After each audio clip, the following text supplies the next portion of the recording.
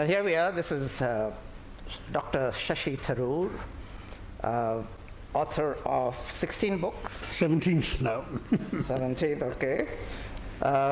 Who wrote An Era of Darkness, the British era in India. I don't know if... It was called Inglorious Empire here. They Was gave it? a different title of it. Okay. Well, that kind of sums it up for those There you are. of you who haven't read it. Blunt for the British. And after that, this is his current book, Why I Am a Hindu. Now, of course, before we start our conversation, a very quick question. Did your hitting out at the empire drive you to religion? No, this was always there, really. In many ways, it's part of who I am, and it just was an opportunity to, shall we say, address the audience I discovered through the other book with something quite different. Okay. A few words of introduction. Shashi was United Nations Under Secretary General, who really should have become the Secretary General if India had played its cards right. And also, I think the UN wants faceless men. But he was a minister in the UPA government. He's the MP currently.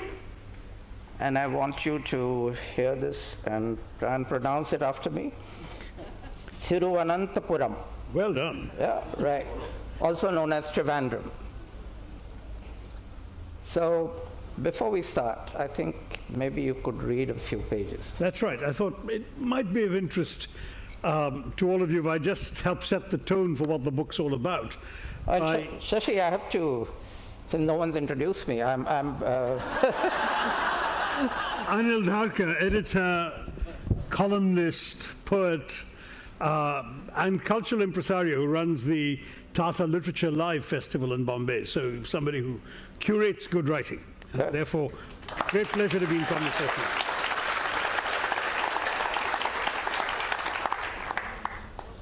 So, the book is called Why I'm a Hindu, and I think perhaps in order to get you oriented into what the book's about and the tone and nature of its approach, I could just read 5 or 6 minutes in the very beginning of the book, and then we can engage in a conversation with Anil, but at least it'll give you some background and context to how the book's concerns are expressed. So I'll start literally from chapter 1.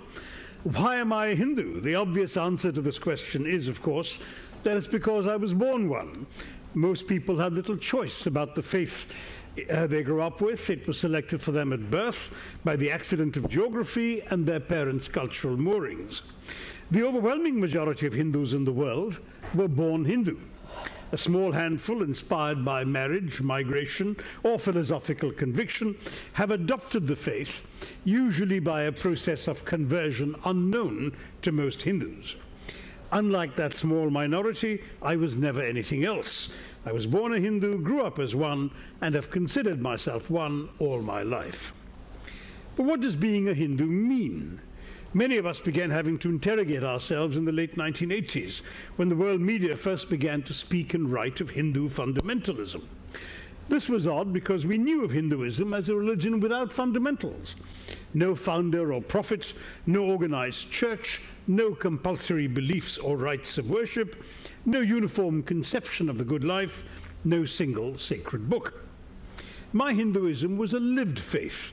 It was a Hinduism of experience and upbringing, a Hinduism of observation and conversation, not one anchored in deep religious study, though of course the two are not mutually exclusive. I knew few mantras, just a few snatches of hymns, and practically no Sanskrit. My knowledge of Hindu sacred texts and philosophies came entirely from reading them in English translation. When I went to a temple, I prayed in an odd combination of English, Sanskrit, and my mother tongue Malayalam, instinctively convinced that an omniscient God would naturally be multilingual. Then I go on a little bit about my ignorance and what I've done to alleviate, and then I carry on. The first challenge, of course, was definitional. The name Hindu itself denotes something less and more than a set of theological beliefs. In many languages, French and Persian amongst them, the word for Indian is Hindu. Originally, Hindu simply meant the people beyond the river Sindhu or Indus. But the Indus is now in Islamic Pakistan. And to make matters worse, the word Hindu did not exist in any Indian language till its use by foreigners gave Indians a term for self-definition. Hindus, in other words, called themselves by a label that they didn't invent themselves in any of their own languages, but adopted cheerfully when others began to refer to them by that word. Of course, many Hindus prefer a different term altogether, Sanatan Dharma, or eternal faith, and I discuss that later, but not now. Hinduism is thus the name that foreigners first applied to what they saw as the indigenous religion of India. It embraces an eclectic range of doctrines and practices, from pantheism to agnosticism, from faith in reincarnation to belief in the caste system. But none of these constitutes an obligatory credo for a Hindu. There are none. We have no compulsory dogmas. This is, of course, rather unusual. A Catholic is a Catholic because he believes Jesus was the Son of God who sacrificed himself for man. A Catholic believes in the Immaculate Conception and the Virgin Birth, offers confession, genuflects in church, and is guided by the Pope and a celibate priesthood. A Muslim must believe that there is no God but Allah and that Muhammad is his prophet. A Jew cherishes his Torah or Pentateuch and his Talmud. A Parsi worships at a fire temple. A Sikh honors the teachings of the Guru Granth Sahib above all else. There is no Hindu equivalent to any of these beliefs. There are simply no binding requirements to being a Hindu, not even a belief in God. I grew up in a Hindu household. Our home always had a prayer room where paintings and portraits of assorted divinities jostled for shelf and wall space with fading photographs of departed ancestors, all stained by ash scattered from the incense burned daily by my devout parents. I've written before of how my earliest experiences of piety came from watching my father at prayer. Every morning after his bath, my father would stand in front of the prayer room, wrapped in his towel, his wet hair still uncombed, and chant his Sanskrit mantras. But he never obliged me to join him. He exemplified the Hindu idea that religion is an intensely personal matter, that prayer is between you and whatever image of your maker you choose to worship. In the Hindu way, I was to find my own truth. I think I have. I'm a believer, despite a brief period of schoolboy atheism of the kind that comes with the discovery of rationality and goes with an acknowledgement of its limitations. And I'm happy to describe myself as a believing Hindu, not just because it's the faith into which I was born, but for a string of other reasons, though faith requires no reason. One reason is cultural. As a Hindu, I belong to a faith that expresses the ancient genius of my own people. I'm proud of the history of my faith in my own land, of the travels of Adi Shankara, who journeyed from the southernmost tip of the country to Kashmir in the north, Gujarat in the west, Odisha in the east, debating spiritual scholars everywhere, preaching his beliefs, establishing his mutts or monasteries. I'm reaffirmed in this atavistic allegiance by the Harvard scholar Diana Eck, writing of the sacred geography of India, knit together by countless tracks of pilgrimage. In reiterating my allegiance to Hinduism, I'm consciously laying claim to this geography and history, its literature and civilization, identifying myself as an heir, one among a billion heirs, to a venerable tradition that stretches back into time immemorial. I fully accept that many of my friends, compatriots and fellow Hindus feel no similar need, and that there are Hindus who are not, or no longer, Indian. But I'm comfortable with this cultural and geographical Hinduism that anchors me to my ancestral past. But another reason for my belief in Hinduism is, for lack of a better phrase, its intellectual fit. I'm more comfortable with the tenets of Hinduism than I would be with those of the other faiths of which I know. I've long thought of myself as liberal, not merely in the political sense of the term, or even in relation to principles of economics, but as an attitude to life. To accept people as one finds them, to allow them to be and become what they choose, and to encourage them to do whatever they like, so long as it does no harm to others, is my natural instinct. Rigid and censorious beliefs have never appealed to my temperament. In matters of religion, too, I found my liberal instincts reinforced by the faith in which I was brought up. Hinduism is in many ways predicated on the idea that the eternal wisdom of the ages and of divinity cannot be confined to a single sacred book. We have many, and we can delve into each to find our own truth or truths. As a Hindu, I can claim adherence to a religion without an established church or priestly papacy, a religion as rituals and customs I'm free to reject, a religion that does not oblige me to demonstrate my faith by any visible sign, by subsuming my identity in any collectivity, not even by a specific day or time or frequency of worship. There is no Hindu Pope, no Hindu Vatican, no Hindu Catechism, not even a Hindu Sunday. As a Hindu, I follow a faith that offers a veritable smorgasbord of options to the worshipper of divinities to adore and to pray to, of rituals to observe or not, of customs and practices to honor or not, of fasts to keep or not. As a Hindu, I subscribe to a creed that is free of the restrictive dogmas of Holy Writ, one that refuses to be shackled by the limitations of a single volume of holy revelation. As a Hindu, I appreciate the fact that Hinduism professes no false certitudes. Its capacity to express wonder at creation and simultaneously skepticism about the omniscience of the Creator are unique to Hinduism. Both are captured beautifully in this verse from the 3,500-year-old Rig Veda, the Nasadya Sukta, or the creation hymn. And I have printed the whole hymn in the book, but I'll just read you the last 4 lines, which goes like this. Who knows whence this creation had its origin? He, whether he fashioned it or whether he did not, he who surveys it all from the highest heaven, he knows, or maybe even he does not know. Maybe even he does not know. I love a faith that raises such a fundamental question about no less a supreme being than the creator of the universe himself. Maybe he does not know indeed. Who are we, mere mortals, to claim a knowledge of which even he cannot be certain? I'll pause there. I had marked a few more bits to read, but I think Anil will bring more out of me than if I just continued reading. Thank you very much.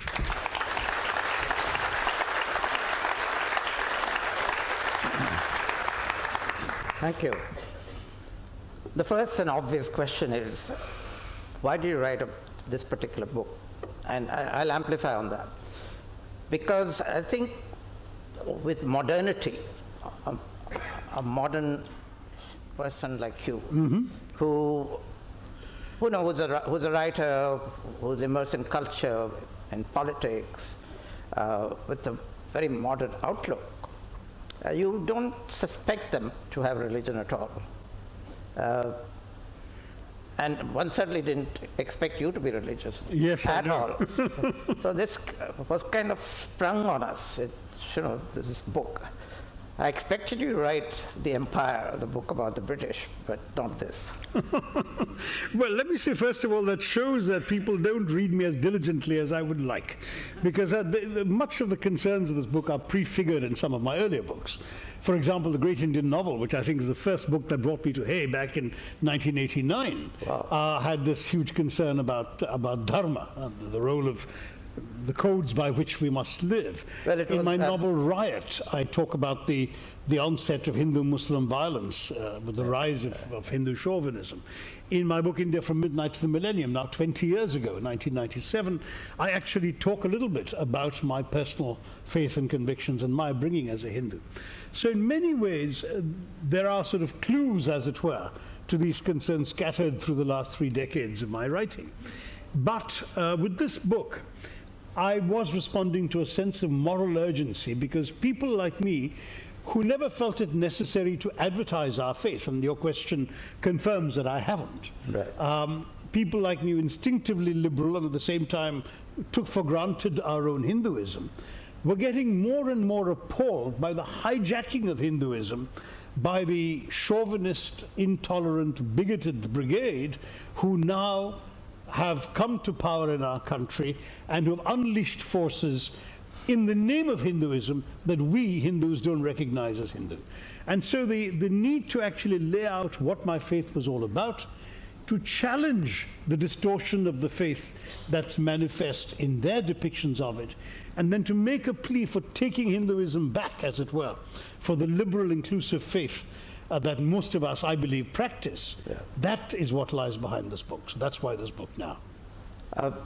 From the introduction that you read, and we are all aware of this, it is the problem with Hinduism, I think, is that it is very difficult to define. And very often people say, Hinduism is not a religion, it's a way of life. Now, how do you define a way of life? You just live it, right? So the fact that you pointed out there is no church, there is no pope, there is no prophet, there are no compulsions, there's no obligatory this or that. All we have is a lot of gods. How many gods do we have? Well, first of all, I've got to clarify what gods means in this context, because it is often said that Hinduism has 333 million gods. Let's so repeat that, 330 million. So what this is that Hindu theory, Hindu religious philosophy, very early on argued, and I'm talking 3,500 years ago, argued that creation could not be reduced to any visualization of he or she or it, that essentially God was beyond quality, was omnipresent, that the creative force, which was called Brahman, suffuses the entire cosmos, and because of that you could not assign a form, a gender, qualities to the idea of God. Now they discovered that this created a rather abstruse faith that ordinary people found difficult to follow. So lots of ordinary people were worshipping fire or trees or symbols of nature because they wanted an object they could focus their worship on, since this formless God, the Nirguna Brahman, was impossible to conceptualize. And so Hinduism invented the idea that since none of us has actually seen God, met God, touched God, that God can therefore be visualized in any form that suits our imaginary needs, that we can therefore imagine God as a Saguna Brahman, that is the Brahman with qualities, and that these qualities then reflected the human need, as it were, for a crutch on which to lean on to reach out to the divine.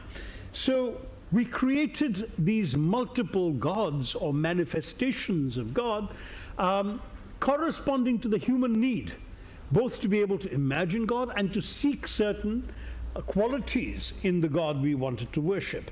And therefore, Hinduism has this multiplicity of gods, of names of God, of forms of God, and what is more, many of the forms of God are associated with particular qualities, particular strengths, are worshipped for particular purposes. There's a goddess of learning you worship when you want to pass your exams. There's a goddess of wealth you worship when you want to succeed in a business deal.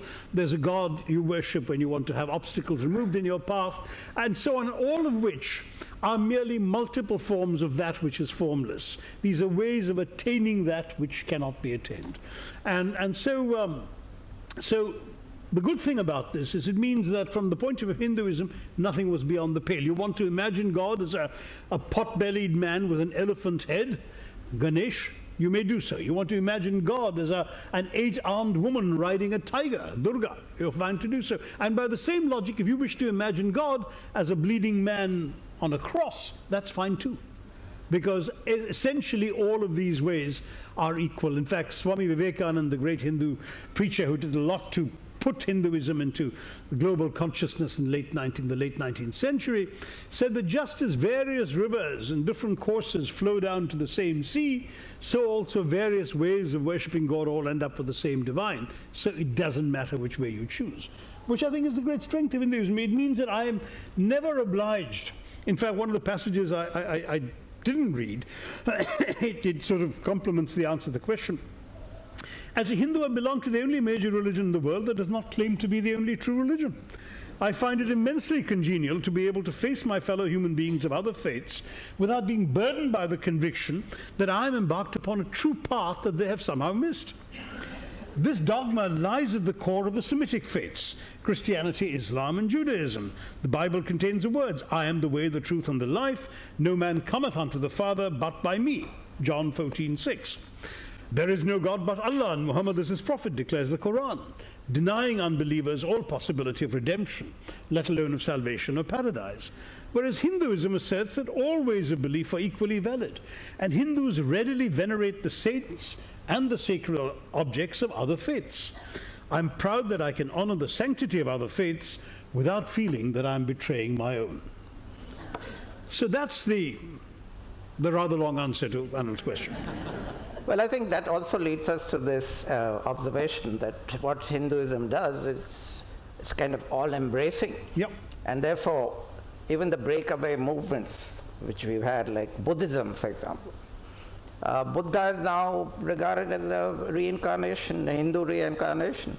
It was a breakaway, but he's now part of Hinduism. Similarly, it's a very absorptive and agglomerative faith. Similarly, Jainism, again, has become part of Hinduism. So it's, in a way, a very convenient religion. But it's a wonderful religion for a multi-ethnic, multi-religious society like India, where people of diverse beliefs, practices, and backgrounds have to coexist, yes. Yeah, and also I think the wonderful thing about Hinduism is that so many of the gods are very joyful gods. You know, you don't have to do penance or go through suffering. You could if you wanted to. If you want to, yes. Yeah. But a god like Krishna, for example. Absolutely. A god like Krishna, he has multiple gopis. That is, how would you call it? Consorts, I suppose. Consorts, okay. Multiple consorts. And he frolics with them. When they're having a bath, he goes there and steals their clothes. So they're all naked. I mean, which god would do that? Bacchus would have done it. I mean, you really have to see Hinduism in many ways. First of all, it's the oldest continuing religion, right? It goes back, in recorded time, at least 3,500 years. And if you look at the contemporary ancient faiths of the ancient Greeks and Romans and so on, they were gods that were similarly playful or shall we say, similarly capable of actions and beliefs and so on. Which were ungodlike. Which today Western religions don't consider godlike. Yeah. But I think humanity had a far more realistic appreciation that God existed because of man, as it were, and therefore God could be man-like. Yeah. Now, many of the Semitic faiths have moved away from that notion. We've held on to it. Yes. You read out that we do not have a book of Hinduism. Yeah, multiple. Like you have the Quran or the Bible. That's right. Right. But now there's a movement to make the Gita into the book of Hinduism. How do you react to that? Well, I'm a great admirer of the Gita. I've read it in multiple translations. I think it's got a powerful message. It lends itself to multiple interpretations. But the whole idea about Hinduism is precisely that, as I say in a metaphor in the book, I say that it's rather like a vast library full of different volumes, none of which ever goes out of print, and where you can dig up one or the other, even if it hasn't actually been read in 1,000 years, to find justification or not for the point of interpretation that you wish to espouse.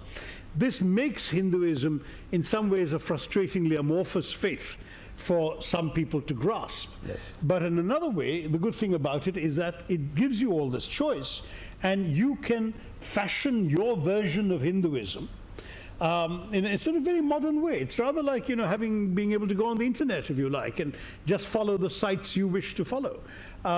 As far ago, if you want to think about it, that was 1,000 years ago, roughly at the end of the 10th century, Adi Shankara, the great Hindu philosopher, already by then grappling with hundreds and thousands of famous Hindu sacred texts, fashioned a sort of revived Hinduism on the basis of just three things: the Bhagavad Gita, 10 of the 108 Upanishads, and the Brahma Sutras, and that was it.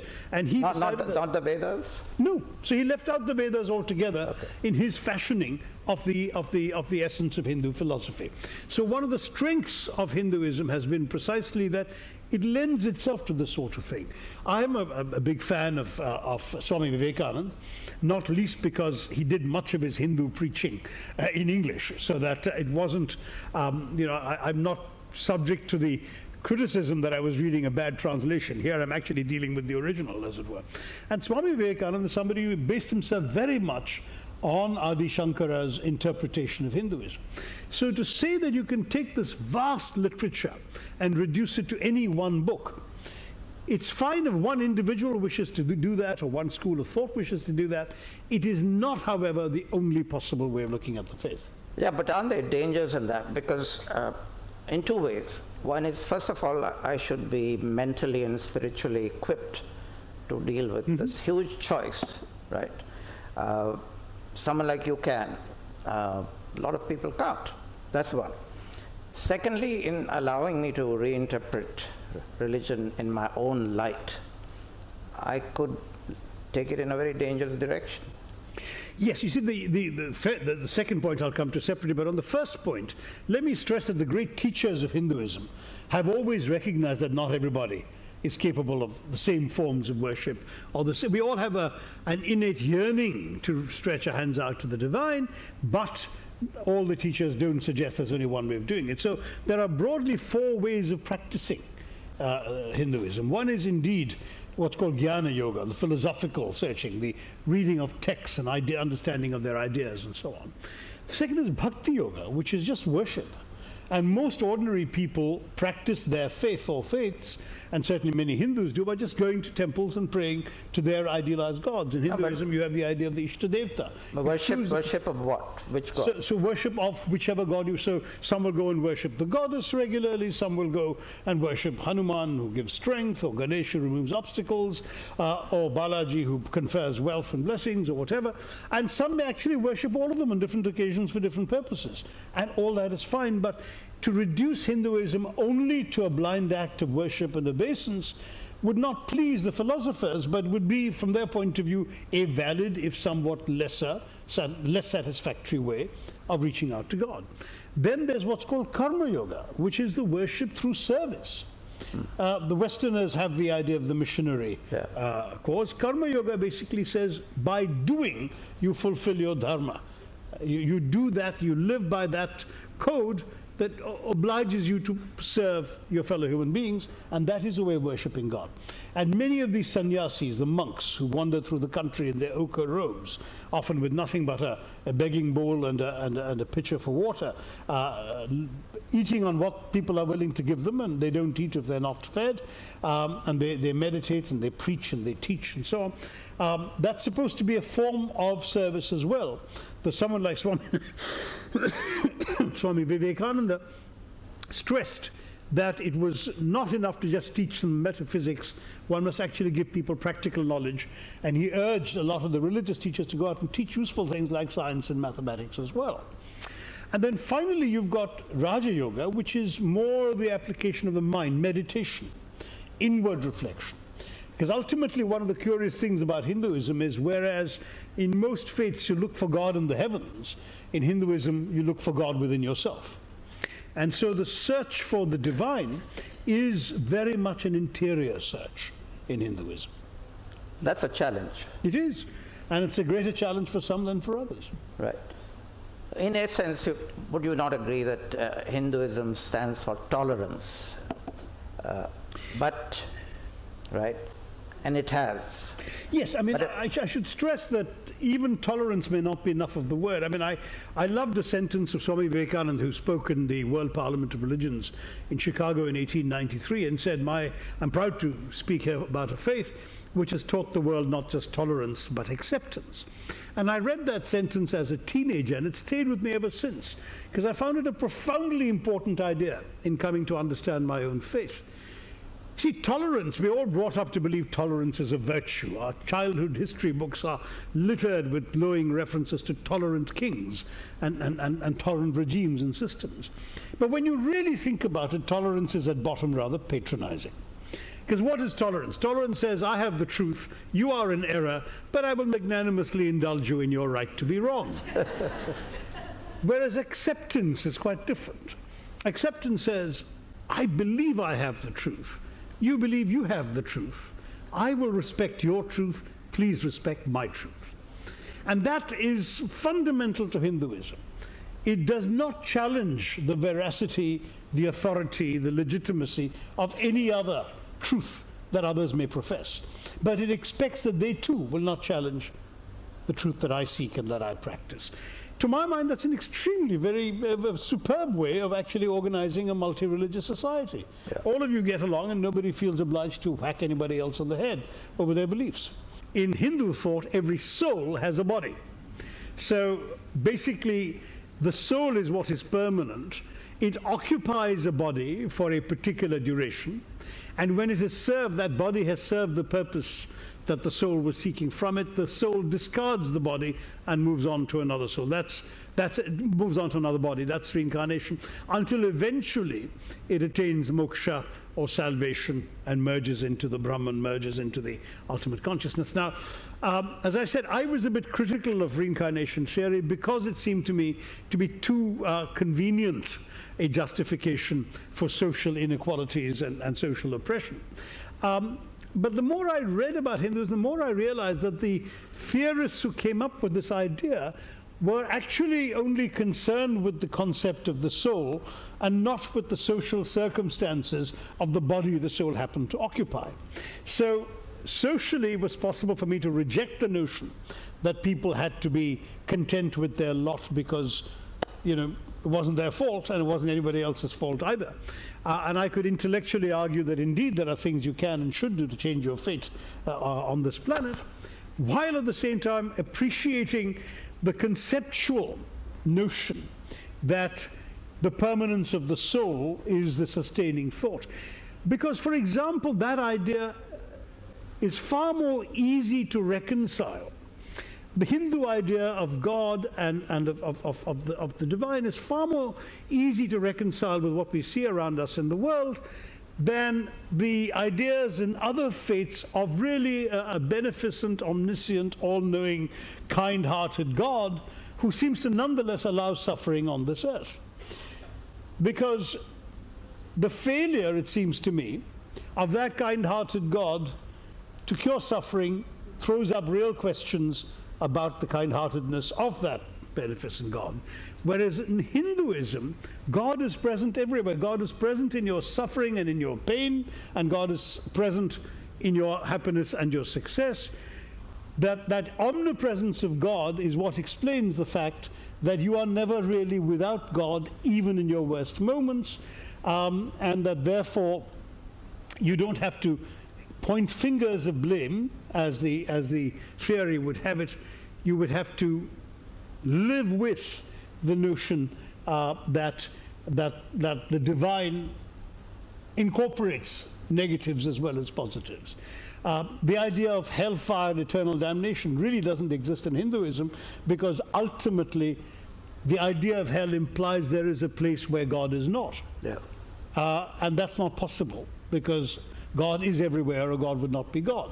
So this idea of God is a rather more capacious one than one finds in other faiths, and that makes it intellectually and otherwise, even in some ways morally, easier to accept, and helps you come to terms with the existence of human evil, of human suffering, of human loss, because God is, as it were, on both sides of that divide. Yeah. But reincarnation theory also has this, that if you lead a life of virtue and good and do good deeds, in your next birth you'll go higher up. Right? So that's what I meant about the social conformism theory. So there is a positivity to it too. Yes. That it is in your hands to do something about it. Yeah, so there are various forms of this. That is that you're born with some of the good deeds or bad deeds your soul has already done before you got here. Yeah. Right? I mean, sure. You're only, whatever, a sprightly 60-something, whereas your soul has been around for a few millennia and has undoubtedly been very active and busy in all this time to get up being inside an Anildharka. Tomorrow, depending on how good an Anildharka you've been, it may actually not need to be reborn again, because it arrives at its ultimate purpose on Or I might be reborn as Shashi Tharoor. Oh my God, what a terrible fate to contemplate. But you didn't answer my question. What would you like to be reborn as? No, I mean, that really trivializes it, and I'm not going to answer that. Okay. Simply because there is a difference between the continuity of the soul and the mind, which is actually part of your body. Yeah. So in fact, my mind is not conscious of any of the deeds or misdeeds of my soul, and therefore it's almost irrelevant what got me here me, the body and the mind, because I have no idea what I did to deserve this, either good or bad, that's happening to me. And that will also be true in my next innings, as it were. So I think I'll skip that if I might. Before I go to the audience, just the last question, which is that coming back to the beginning, why you wrote this book. It was in answer to what is happening in India now. That's right. We are going towards a kind of militant Hinduism, as if it's an answer to militant Islam. Don't you think that? And it's a huge corruption of Hinduism. That's right. So first of all, Hindutva is a political ideology, and it traces its roots to the 1920s, to exactly the period in which fascist ideologies were coming up in many parts of Europe. In fact, there's the man who came up with the concept of Hindutva, V.D. Savarkar, actually in one or two places uses the word race to talk about the Hindus, which is a betrayal of the kind of thinking that was going on around the world, racial theories of racial pride and racial self-assertion. And so it always started off in that sort of way. In India, it was a fringe movement until very recently. It's only now that it's got the sanction of its adherents actually being in power. And for the first time in the history of independent India, we have a president, a vice president, and a prime minister who are all adherents, former members of the RSS, who are believers in Hindutva philosophy. There was time to call a spade and say Hindutva is not Hinduism. It is a political ideology anchored in 1920s political ideas and race theory. It is a bigoted ideology that defines Hinduism in opposition to other sets of believers, which is not Hinduism at all. And so what I've tried to do in the book is to define and describe the Hinduism that Anil and I have been talking about for 45 minutes, but then to contrast it with Hindutva philosophy, which is a much more sectarian, bigoted, narrow-minded view of the faith, and then to argue the case for taking Hinduism back for the rest of us. And in so doing, I'm basically saying that what these people are talking about is not Hinduism. You can't take the soaring majesty of the philosophical, metaphysical ideas of the Upanishads, the Vedas, the texts you and I have been talking about, these ideas, and reduce them to something like the badge of identity of the British football hooligan. Because that is essentially what is happening. You're seeing a bunch of people reducing Hinduism to a banner or a club that can be used to beat supporters of rival teams on the head with. Right. And to my mind, that's not Hinduism at all, because Hinduism, on the other hand, actually says that their views and the team they're supporting is as valid as the team I'm supporting. So where on earth do these pretenders get their ideas of Hinduism from? From the wrong sources. And so that's essentially what the book also tries to argue. Well, let's hope your book does a little bit to destroy this idea. And let's hope Hindutva peters down and becomes nothing in the very near future. Well, that's quite a wish, because Quite I'm a afraid wish, but right now they command the ramparts. I know. And people like me are sort of trying to fire slingshots at them from a You're the sniper. That's right. Let me go to the audience and, right. Are there mics? There's one here. Oh, there's one there already. Hello, thank you. First of all, Mr. Tharoor, thank you for a wonderful book. Thank you, sir. It's an excellent one. The second half of the book, I'm afraid to say, the politician comes out much more than the first half does.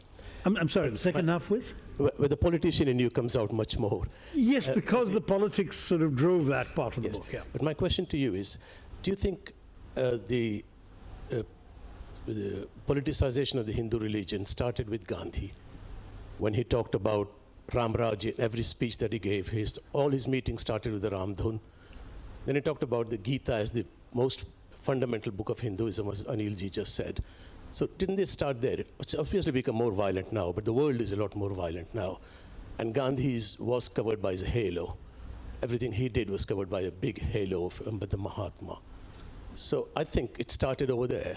It did. It did, but let me explain the big difference between that and what's happening now.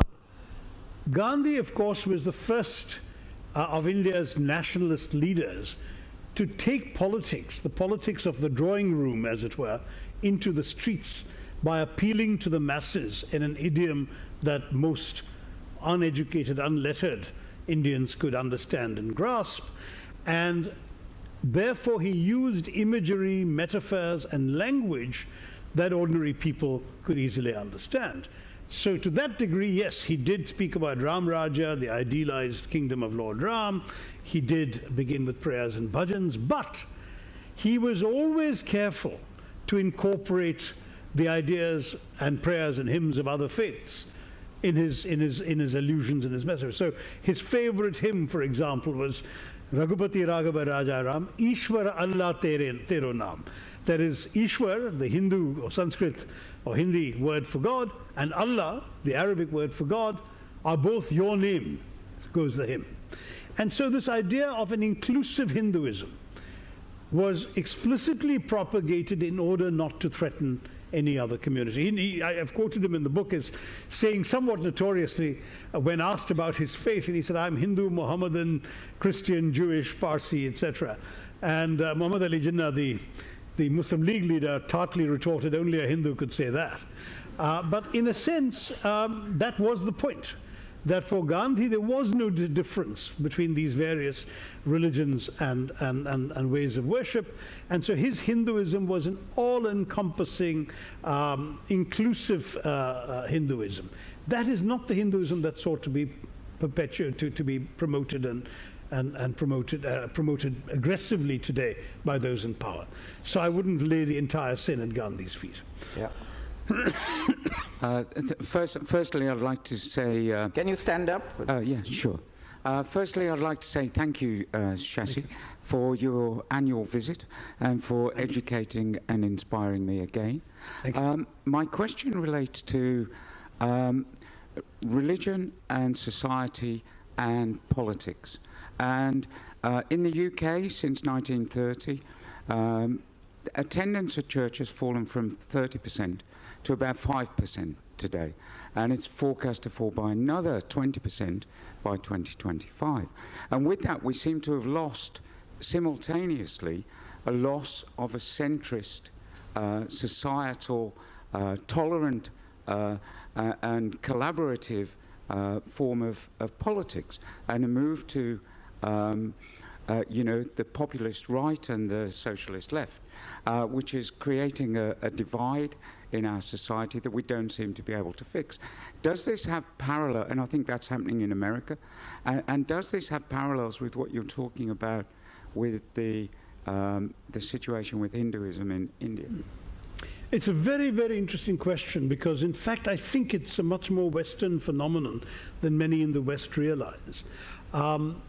You've got actually the paradox of both a declining religiosity in many European societies and an increasive assertiveness of Christianity in particular in the same societies, but by a very small and increasingly, if you like, fringe group, which is also translating itself into political movements and parties that have been winning increasing support.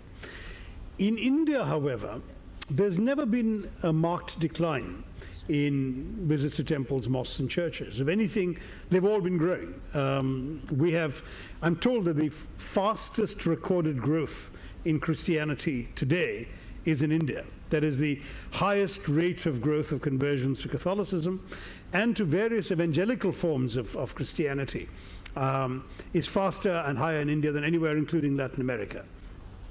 You've got at the same time some strongly reinforced Islam, even Muslims whose, let's say, my generation and their parents had become broadly secular, have become more religious in the next generation, partially thanks to a worldwide phenomenon well-financed by Saudi money that has promoted or propagated an idea of what it takes to be a good Muslim that is actually much more conservative than what Islam had become a generation ago. So, for example, in my state of Kerala in India, when I was growing up as a child, it was almost impossible to see a veiled Muslim woman. There were 20-odd% of the population Muslim, but no one was veiled. Today, it's almost impossible to see a Muslim woman who's not veiled. In the meantime, we've had a generation of Indian Kerala Muslims who've gone off to the Gulf, worked there, seen how Islam is supposed to be, and come back and inculcated those ideas into their families, so that now it's almost the mark of a Muslim woman that at the very least she covers her head with a scarf, even if she's not fully otherwise covered. So all of these things show that in some ways faiths in many developing countries, and certainly from what I've seen in India, have both grown and become more conservative versions of themselves, which is, to my mind, somewhat alarming. India officially prides itself on being a secular democracy, but secularism in India has never meant what it means in the West. It is not a distancing from or an absence of religion. Secularism in India has actually meant a profusion of religions, all of which are allowed to flourish and none of which is privileged by the state. Now that kind of secularism then risks teetering over the brink into a series of competing fundamentalisms. And that's something that people like me are trying to speak against and write against. Okay. Yes, thank you so much. One question that I'm left thinking really strikes me from what you've said, because you seem to be speaking with a real moral voice, and you seem to be really interested, for example, in acceptance, tolerance on the one hand, but there are clearly, from what you say, there are limits to that too. So, in philosophical terms, it might be said, well, Indian religion seems to be really quite relativistic. You may be a Vaishnavite or Shivite or whatever, but then on the other hand, you want to speak out very firmly against, certain elements and expressions within BJP. And, I want to really get a bit more of a sense of, well, isn't there a problem in terms of, being relativistic on the one hand, but then tipping over into an absolutism at some particular point? And how do you position that point in relation to those concepts? Yes, I mean, you're quite right, because in India it seems almost as if there is an attempt to Semitize the Hindu faith. Hindutva movement in many ways is born of an inferiority complex. These are people who remember the humiliations of being conquered by the Muslims and ruled by them for centuries, and then being ruled by the British for another couple of centuries, and being made to feel subjugated and inferior. And this is partly, therefore, a reassertion of themselves as a religious identity in terms of one aspect of their approach. The second is, the second manifestation of the inferiority complex is the desire to be like the very religions they resent.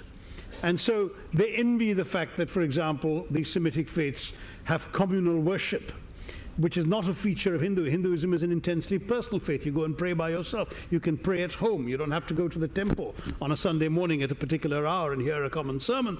The others do, and that seems to bring them together. And so there's a great desire on the part of the Hindutva revivalists to create much more collective and communal worship. There is this desire, as Anil has already pointed out, to privilege one of our very many holy books, in this case the Bhagavad Gita, and make it the Indian equivalent, the Hindu equivalent of the Bible or the Quran. There is an attempt to exalt one manifestation of God, particularly Lord Ram, who is worshipped particularly in the Hindi-speaking heartland in the north, as sort of the figure to pay one's allegiance to, and so on and so forth. So there are all these attempts to make Hinduism more like other faiths and thereby less like itself, which is paradoxical and ironic, but which I think is intended, at least subconsciously by its advocates, to position it better in some sort of national competition against the other faiths. Whereas the Hinduism I know and practice and cherish does not feel itself in competition with anybody, does not seek to compete, stands up for itself with the sort of self-confidence that comes of knowing that it has survived reform movements, attacks, assaults, invasions even, and has constantly been able to regenerate over these 3,500 years by being a faith that is capable of self-transformation, since it has this vast area of choice of how it wants to focus. So we have Hindu sects, for example, the Arya Samaj in the 19th century, partly in reaction to British sneering at Hindu idol worship, abandoned idols altogether. So in the Arya Samaj temples, you do not actually worship an image of a Hindu god, quote unquote. But they are very, very Hindu, and what is more, they are the one Hindu sect that permits conversions to Hinduism. They have the equivalent of a baptism ritual with a certificate attached. So very many non-Hindu spouses of Hindu husbands or wives who want to become Hindu find this is the only way in which they can actually certifiably be Hindu, since they don't otherwise look as if they might be. This sort of thing. So you've got all of these phenomena happening. You've got attempts to streamline the faith, attempts to simplify the faith, attempts to Semitize the faith. But the faith, in a sense, is capable of accommodating all of these and more, and being itself, provided that the perception of what the faith is amongst its own adherents is not reduced to this narrower version. That's the argument that I'm in. The red light is blinking madly, but last question and short answer. Sorry. Okay. Thank you so much for a fascinating talk on a very, very complex subject. Thank you. Apart from talking briefly about mentioning a god who is a woman, everyone else you've mentioned has been male. Is there any difference in the way that it's presented? That's not true. That's not yeah, true. I mean, actually, as I said, because Hinduism does not assign a gender to God or the Godhead or the divine. No, but there are a lot of goddesses. There are lots and lots and lots of goddess temples all over India. In fact, probably there are more temples to goddesses than there are to gods. And the goddess of wealth, goddess of knowledge. But there's also, I mean, the various manifestations of the feminine principle in the divine that are worshipped. There's the notion of Bhagavati. In fact, the Guinness Book of World Records records that the largest single gathering of women on the planet at any one place at one time takes place in my constituency in Thiruvananthapuram at the Artukal temple, where there is a worship of the goddess that takes place once a year at what's called the Pongala. And it is there are literally millions of women who congregate at one time in one place for this act of worship. And men worshipping Bhagavati, the goddess principle, extremely common. There are very, very, very many Hindu men who worship the goddess. So the various qualities of female goddesses are not merely the sort of feminine qualities. There are, I mean, not just mercy and grace and love and so on. They're very fierce goddesses who are conquerors of evil. There are goddesses representing power, Shakti. The word for power is a female name, and one of the names of the female godhead. You've got the goddess who destroys evil and demons, really depicted in quite grotesque ways, but as a very powerful, strong deity whom many worship and seek to propitiate, is again a female. So you've got so many forms of goddesses, and they're not purely, as I say, the old conventional ways of seeing women. So that's very much in Hinduism. That doesn't mean that every Hindu is a feminist. They should be, but they're not. That very many of them tend to either deify the woman or maternalize her, but don't quite know how to deal with the autonomous young woman who is their equal. And that's a different challenge in Hindu society. But as I said in response to the question about caste, one has to draw a distinction between the Hindu faith and Hindu society, and the latter is often an inadequate manifestation of the great ideas in the former. Well, thank you, Shashi. And